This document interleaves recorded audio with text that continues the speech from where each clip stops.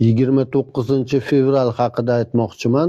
Nima sababdan har 4 yilda bir marta fevral oyida 29 kun bo'lishi haqida. Bu hodisa yer sharini quyosh atrofidagi aylanishi bilan bog'liq.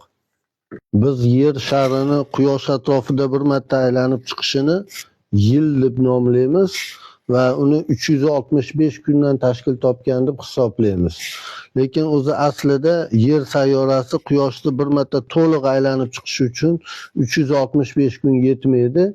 365 kuni 6 soat davomida bir marta to'liq aylanib chiqadi. Ya'ni biz 31-dekabr kuni har yili yangi yilni nishonlab kalendarimizga yangi yil kiritayotganimizda yer shari o'zi aslida 6 soat orqada qolib ketgan. 6 soatdan keyin shu nuqtaga keladi. 365 kuni 6 soat kerak. Hali yer shari to'liq bitta оборот qilgan yo'q. Biz yangi yilni nishonlab bo'ldik. Keyingi yili ham yer shari bir marta quyoshda aylanib chiqib kelganda yana 6 soat zapazdaniya bo'ladi. Shu yerda bo'lib qoladi. Shu nuqtada yer shari joylashgan. Biz yana 31-dekabr kuni yangi yilni nishonlayapmiz. Shunaqa qilib 6 soat, 6 soat, 6 soat, 6 soat, 4 yilda 6 soatdan 24 soat to'planib qoladi.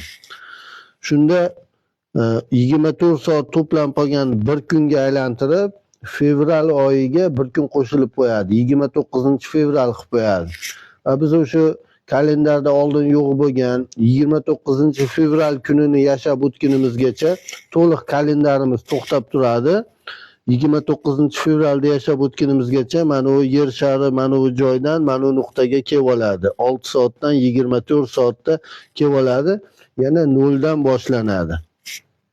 Agar har 4 yilda shu 6 soatdan qo'shilgan vaqtlarni bir kunga aylantirib 29-fevral qilib hisoblamasak, bu 6 soatlar to'planib 40 yilda 10 kunga, 100 yilda 25 kunga, 200 yilda 50 kunga yer sharini joylashuvi o'zgargan holda biz yangi yilni nishonlaymiz. Ya'ni kuz faslida yoki yoz faslida to'g'ri kelib qoladi bizga yangi yil. Shuni to'g'rilash uchun har 4 yilda bir marta 29-fevralni qo'shib turishimiz kerak.